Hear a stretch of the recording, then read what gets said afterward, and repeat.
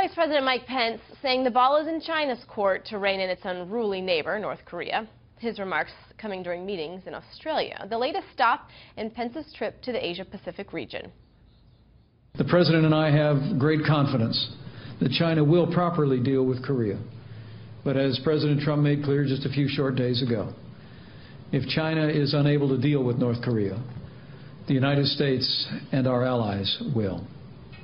China, as well as Russia, have moved military resources to their borders with the Hermit Kingdom. So let's bring in Heritage Foundation Senior Research Fellow for East Asia Studies, Dean Cheng. Thank you so much for joining us, Dean. Thank you for having me. I want to get your reaction first to the military movement. It's sort of a show of force, not really unusual. The United States does it, a number of countries does it. Is it productive in this particular instance? And what's your reaction to the movement that we're seeing? Well, as we're watching all of the major players moving forces around North Korea, on the one hand, it is hopefully a reminder to Kim Jong-un that he truly is isolated. But at the same time, it's also reinforcing to him the message that he has no one that he can rely upon other than himself, and therefore his nuclear forces. He can't rely on Japan or on China. No. If anything, there have been reports that the Chinese have also moved forces closer to the border, and I don't think anyone really thinks that it's the Chinese moving to support North Korea. Rather, they're moving forces really to guard against the possibility of instability in North Korea, whatever might happen in the next few weeks or months. He does have an arsenal, though, not necessarily with a lot of capability to reach other countries, but he does have an arsenal. He has quite an arsenal, and he has more than enough reach to reach South Korea. This is one of the great problems in any effort to deal with North Korea, is that North Korea literally has Seoul, the capital of South Korea, the largest city, the center of its economic and industrial capacity, in its gun sights. The city of Seoul is literally within artillery range of the DMZ, of the demilitarized zone that separates North and South Korea. Okay, so when you talk about their arsenal, we talk about the show of military force with a number of countries. I want to ask you then, is the solution in any way military related, or is the solution in diplomacy? And what does that look like with this country? There's really not a lot of communication, so how do you conduct diplomacy? Well, I think that too many folks automatically sort of assume that that's the sum total of options, and there are a few other choices. One of the great myths out there is that North Korea is the most sanctioned country on earth. And in fact, until very recently, when this administration imposed sanctions on North Korean banks, we actually had more sanctions on Zimbabwe than we did on North Korea. So there's an array of financial sanctions that can still be placed against North Korean individuals and North Korean companies and, of course, the North Korean state.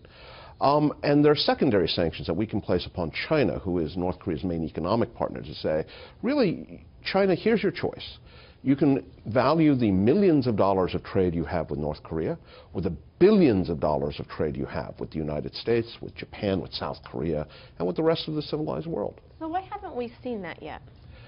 I think that part of it has been that we all sort of default to what can planes and tanks and aircraft carriers do.